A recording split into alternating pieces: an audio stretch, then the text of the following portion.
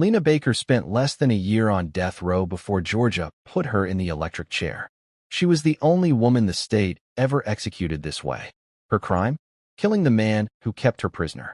But to understand how a black mother became the first woman Georgia sent to Old Sparky, we have to go back to the beginning. In a time when your skin color decided if people saw you as a victim or a criminal. Smash that like button and subscribe to join our growing community. Also, leave a comment telling us where you're watching from as we jump into this shocking story.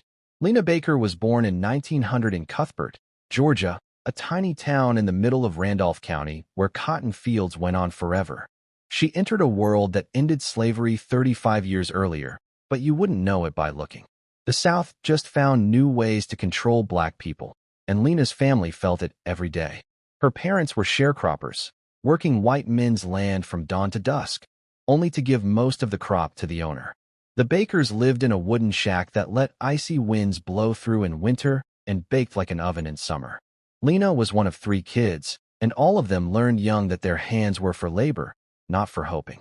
There was no real school for Lena. Black kids in Randolph County got a few months of classes each year at best, because the fields needed them more. Lena learned just enough reading to spot signs and scribble her name, but her true lessons came from her mother's hunched shoulders and her father's tired stare. She figured out fast that being black in Georgia meant polite, yes, sir, and no, ma'am, to white people, even kids younger than her. Justice? It wore 2 faces, one for each skin color. As a teen, Lena saw her path clear. Marry early, grind hard, and fight to stay alive.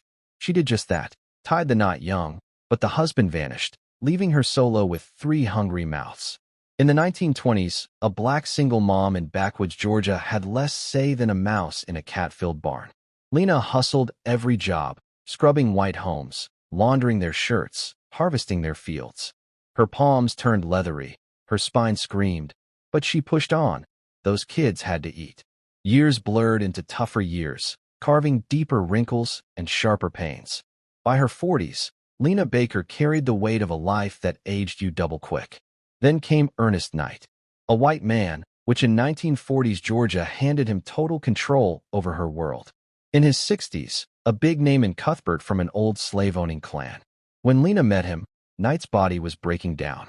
A stroke or sickness had hit hard, leaving him helpless with everyday chores. That's when Lena stepped in. She got hired to look after him, cook his food, scrub his floors, help him shuffle around. At first, it felt like any other gig, just another white man's house to keep in order. But Ernest Knight had twisted plans for what Lena owed him. The job quickly turned ugly and evil. He didn't want to help her. He wanted total ownership of her body and every breath she took. He started forcing her to stay at his rundown mill house on the edge of town. It began with overnight care, when he swore he needed eyes on him all night. Then nights stretched into days. Then it became full-on captivity and rape. Knight attacked Lena sexually again and again. He kept her chained inside that mill house, treating her like a secret sex slave while pretending she was just the hired help. This was no love story. This was a white man weaponizing his power to savage a black woman who had 0 rights, 0 say, and 0 escape. He raped her over and over, and if she fought or tried to bolt, he promised beatings or jail. Lena was locked in a living hell. Knight refused to let her go. He bolted the doors, caging her so the assaults could keep coming. And the sickest twist? The whole town seemed to know, yet no one lifted a finger. Ernest Knight was white. Lena Baker was black. In 1940s Georgia, that math never changed. Her family panicked. Her son would hunt for her, only to get chased off the property. Her friends asked questions and caught hushed rumors about how Knight had that Baker woman trapped in his mill house. Some spread the nasty lie that she stayed for an affair with the old white guy, a cruel cover-up that buried the truth of rape and chains. Others saw the horror but zipped their lips, because challenging a white man could mean a black person's grave. For months, the horror of rape and chains dragged on. Lena tried to escape, but Knight snarled threats every time. He kept guns and pipes close, ready to swing. Sure, he was old and frail, but his white skin gave him king-like power in Georgia, and he swung it like a club. Then April 29, 1944, exploded everything. That morning, Lena planted her feet and said, "I'm done. I'm leaving." Knight lost his mind. He snatched an iron bar and swore he'd end her. When his hand lunged for the pistol, Lena snapped into survival mode. They wrestled wild. The gun boomed. The bullet slammed into Knight's chest. He crumpled, blood pooling fast. Lena stood frozen, hands trembling, heart pounding. She never wanted him dead. She just wanted to live. But in Georgia, a black woman dropping a white man was never self-defense. It was cold-blooded murder, full stop. Lena didn't bolt. She yelled for help, flagged down the law, and spilled the truth. Knight got shot. Cops stormed in, found him gasping. He died minutes later. Cuffs slapped on Lena instantly. Charge, murder.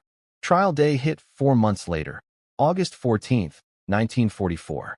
One single day. Jury, 12 white men. Judge, William Tug Worrell. Her lawyer, thrown in by the court, barely lifted a finger. Lena took the stand, voice shaking but strong. He raped me, locked me up, came at me with that gun. I fought for my life. Prosecutors laughed it off as a jealous girlfriend's tantrum. Jury talked less than an hour. Verdict, guilty. Sentence, fry? Lena Baker got the electric chair. She spent just 11 days on death row before they hauled her to Georgia State Prison in Reidsville. On August 25, 1944, they strapped Lena into the chair and flipped the switch. Witnesses said she stayed cool and proud, chin up even as the straps bit in. Her last words rang clear. What I did to save my own life, or he would have killed me. Where I was, I had no way out. God has forgiven me. I hold no hate for anyone. I'm ready to meet my God. At 11:13 a.m., the doctor called it. Lena Baker, dead at 44, fried for fighting to breathe. For years, Georgia shrugged and forgot her. Her name vanished into the dark corners of dusty files. Just another black life crushed under Jim Crow's boot. But her kids never forgot. They grew up motherless, hearts scarred by the lie that she was a killer instead of a captive begging for mercy. Then, in the 1990s, curious historians cracked open yellowed records and gasped. The trial was a joke. One day, all-white jury, zero real proof of murder. The truth screamed. Lena Baker never should have died. In 2005, 61 years too late, the Georgia Board of Pardons and Paroles handed down a full pardon from the grave. They admitted she acted in self-defense and the state had robbed her of justice. At the ceremony, Lena's great-niece Laverne Gibbons faced the flashing cameras, tears streaming. "We can't bring Aunt Lena back," she choked out. But now the world knows she wasn't a murderer. She was a woman who just wanted to live. Today, a bronze marker stands tall in Cuthbert, Georgia, steps from where Lena took her first breath and her last stand. The plaque lays it bare. Poverty, chains, rape, courage, and a court that looked the other way. Visitors still pause, lay flowers, and leave quiet notes. Some leave whispered prayers. Others leave long overdue apologies.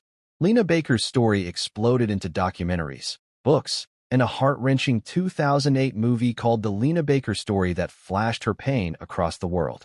The film painted her not as a criminal, but as a fighter clawing for air in a world where her black skin and womanhood doomed her before the gun ever fired. Her death screams louder than one life. It echoes the thousands of black women and men crushed by a machine built on hate and lies.